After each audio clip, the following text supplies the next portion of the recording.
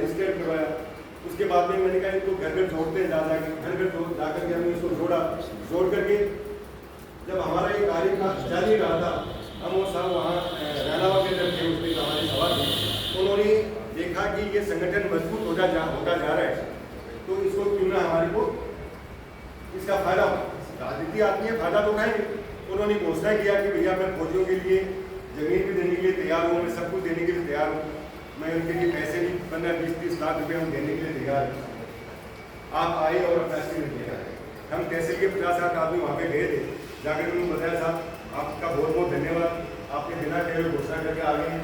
अभी वो जमीन बता दीजिए कि कहाँ, उन्होंने बड़ा अच्छी तजब से दिया कि आपको जमीन बहुत अच्छी जमीन है, जहाँ भी का जमीन है वो आपको आज से दे देंगे, आप फटाफट कागज बनाओ और आप मेरे पीछे पड़े रहना, जहाँ भी आप जाते हो आप मेरे को याद कराते रहना, यदि नहीं अटकते हो उसको भी बताना। हमने वो भी किया, फटाफट कागज बनाए, कभी तहसीलदार से SDM एसडीएम से तहसीलदार ऑफिस से लगते रहे, मेरी बात कलेक्टर के पास चले गई, फिर वापस आके फिर उसको वापस बुलाया। लास्ट में फाइनल ये हुआ कि कलेक्टर वजह से चेंज हो गया, दूसरा कलेक्टर आ गया। आने के बाद में उन्होंने स्पष्ट मना कर दिया कि भैया कोई भी कॉन्सेप्ट होगी है वो किसी संस्था को नहीं दी जाएगी, ये पॉलिसी देते हैं। हम जाके मिले उनसे, तो उन्होंने पॉलिसी लेकर दिखा के बोला मैं सरकारी मुलाजिम हूँ, मैं आपको जमीन नहीं दे सकता हूँ, आपकी विधायक का वो आप उनकी बात को हो जाए। हमने दोबारा उनके पास में गए, उससे पहले भी बोला, अब उससे पहले भी लक्ष्मण के अंदर जब भी विधायक आए थे, जहाँ भी उन्होंने सभा किया, 15-20 आदमी डालकर 5-10 जो भी हमसे जुड़ा, हम उसके बाद में जाके खड़े हुए कि साहब हमारे पास जमीन का क्या हुआ। उन्होंने हमेशा मेरा आश्वासन भी दिया और बात भी दिया कि साहब ले जाएगा, आपको चिंता नहीं।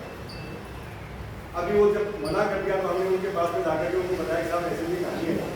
मैं इसलिए बता रहा हूँ कि काफ़ी बंदों को पता नहीं होगा कि बात कहानी क्या है, इसलिए सबको पता होना चाहिए कि हमारी कहानी क्या है। मैं किसी के अगेंस्ट में और किसी के पक्ष के अंदर बात नहीं कर रहा हूँ, आपको पहले बता रहा हूँ। आज भी यदि हमारे स्थानीय राज्य बोलते हैं कि जमीन ले लो, हम सब जाने के लिए तैयार हैं, परंतु उन्होंने हमारे को 4 महीने लटकाने के बाद में जब उनके पास दोबारा गया तो उन्होंने हाथ खड़े कर दिए, बोला यार ये तो मिल नहीं सकती, अभी आप भी देखो हम भी देखें।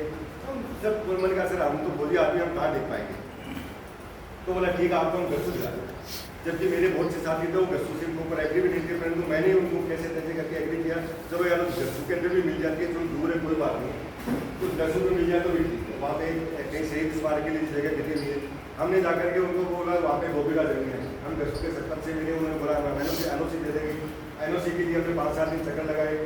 उनके कुछ एक पर्सनल गाँव के अंदर कोई केस हो गया, उन्होंने कोई अम्बेडकर भवन के लिए जगह करवा दी थी, उसमें गाँव में ऑब्जेक्शन हो गया, तो वो फिर 2-4 दिन का कि आप हाथ खड़े कर दिए कि सर मैं आपको जमीन नहीं दे सकता।